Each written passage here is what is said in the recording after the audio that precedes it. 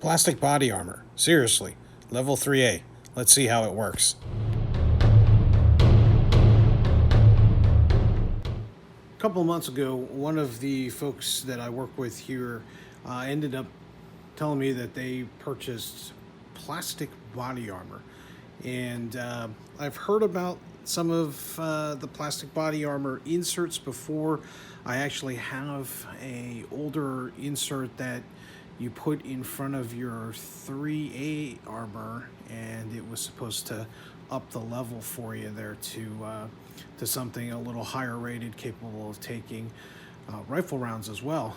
But what they told me about was 3A armor that was NIJ approved and tested and super light. So there's an old adage out there that ounces equals pounds and pounds equals pain, and me being someone who doesn't like to wear a lot of weight, obviously the AR 500 steel plates, they work, but they're really heavy, and when stuff is heavy, people tend not to wear them.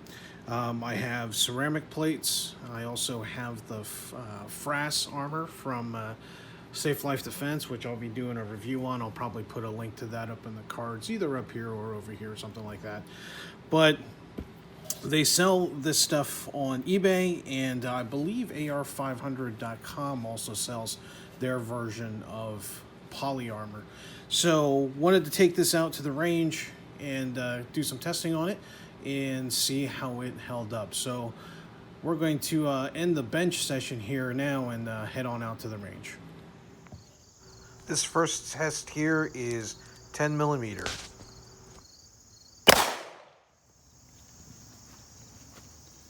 You can see it caved in there. Yeah. Right, and there's the bullets actually right there. Damn it. All right, center target, 9 mil. There's the entry hole. You can see part of the bullet there.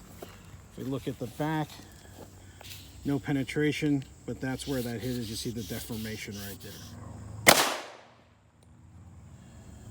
So 357 SIG hit right here, deformed the side of the plate, didn't penetrate. Big deformation right there.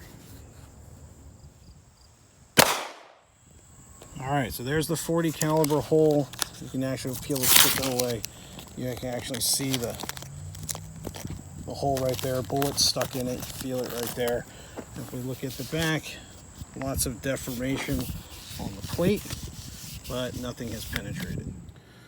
All right, everyone, we're back at the workbench here and got the armor that's been shot. So the 10 mil is here. 357 SIG, this was the target. The shot ended up hitting here. 9 mil right in the center here, and 40 cal would have been right here. If you look at the back of the plates here, one thing I wanted to note was the amount of deformation. This plate originally actually had a slight curve to it. A lot of deformation right here. And I'm not sure if it was because it was weekend, but that 357 SIG hits with a lot of velocity, even though the bullet itself is really small. Side note is it does happen to be my favorite caliber. But it really deformed the plate here. And at the end of the day, my concern with this, even though it did stop, but we got no penetration here, the amount of energy getting dumped into the human body at that point, you could be suffering from a lot of internal injuries, maybe some internal bleeding as well. So what I'm going to do now is actually cut the cover open so that we can take a look at how deformed the plate is, or whether or not that plate has actually started to come apart. So give me a second. Got my scissors here. You probably don't want to see me cutting things open, so I will be right back. Actually, no, I'm not going to cut this. I figured y'all would like to see this. So I was starting to cut here, and I realized it's actually glued. The fabric's glued on. So I'm just going to kind of tear this off here. So there's our first. This is the backing layer here. You see their labeling here. So there's a little bit of foam here. I guess it's for some impact So impact absorption, but it's very, very little. The cool thing about these plates, I do want to say, is that they're really, really light. And reality of it is some armor is better than no armor. So if you've got those steel plates, especially for your family members, they're probably not going to wear them because they're just too heavy. And most people don't train with those steel plates on. So it's going to be a struggle to get them to move quickly or do anything that requires a lot of physical exertion because those plates are just going to be too heavy. So here we get this around, and let's take a look at this the strike face here. A little bit of the glue still stuck here. Let's get that. Oh, get that ripped apart, knocking my lamps over. Here, let me get that readjusted. Sorry about that, folks.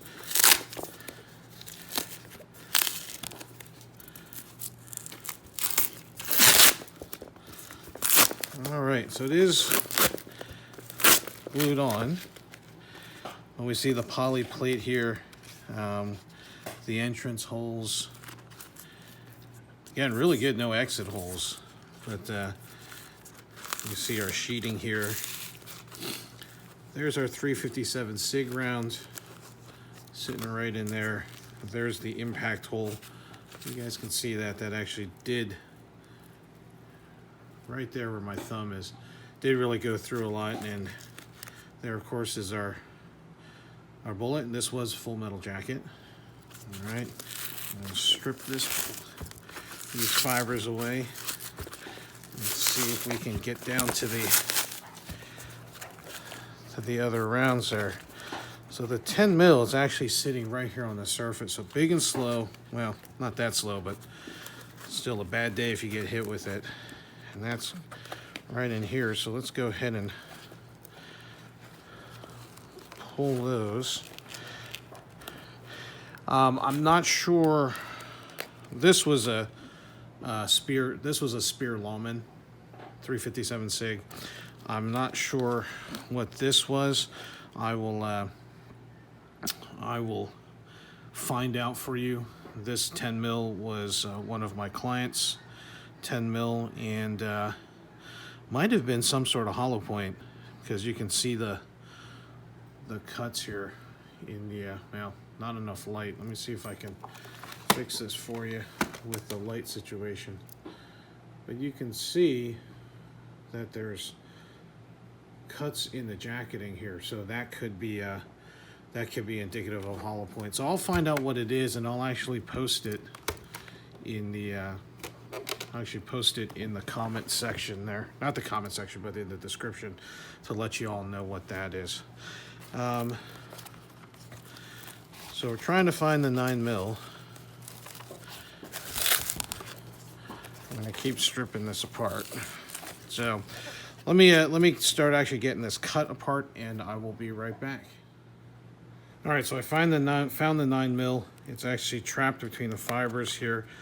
Got a little slit cut open here so we can try to recover that round. And this was 124 grain Modern Munitions remanufactured round, shot out of a Glock 17. So there you go. Full Metal Jacket.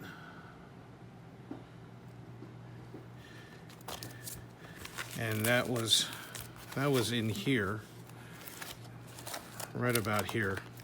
So if we look back here, we see there's the deformation for that round, and the 40 caliber is up here. I'm kind of pushing that around.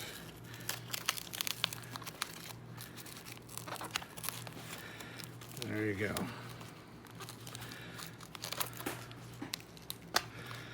So there's our 40.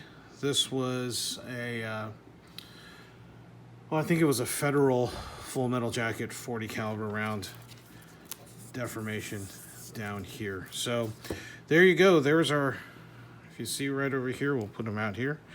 10 mil, 357 SIG, 9 mil, and our 40 cal. So hopefully you found this interesting. It looks like this is a good option if you want something that's really lightweight, but please understand you are going to get a lot of blunt force trauma injuries if you do get hit with these. Get hit while wearing these plates, but you are not going to have any sort of bullets going into your body type injuries. So I will put a link to the seller on eBay where I got these. They're fairly affordable, so it's a good option, especially if you want to have something to outfit your family members with.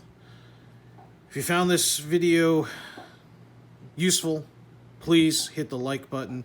I would love to have you subscribe. Click that bell notification off to the right there so that you can be notified of any other content that we might post. Thank you so much for sticking with me. I know it's a longer video. Stay safe, and we'll see you out on the range.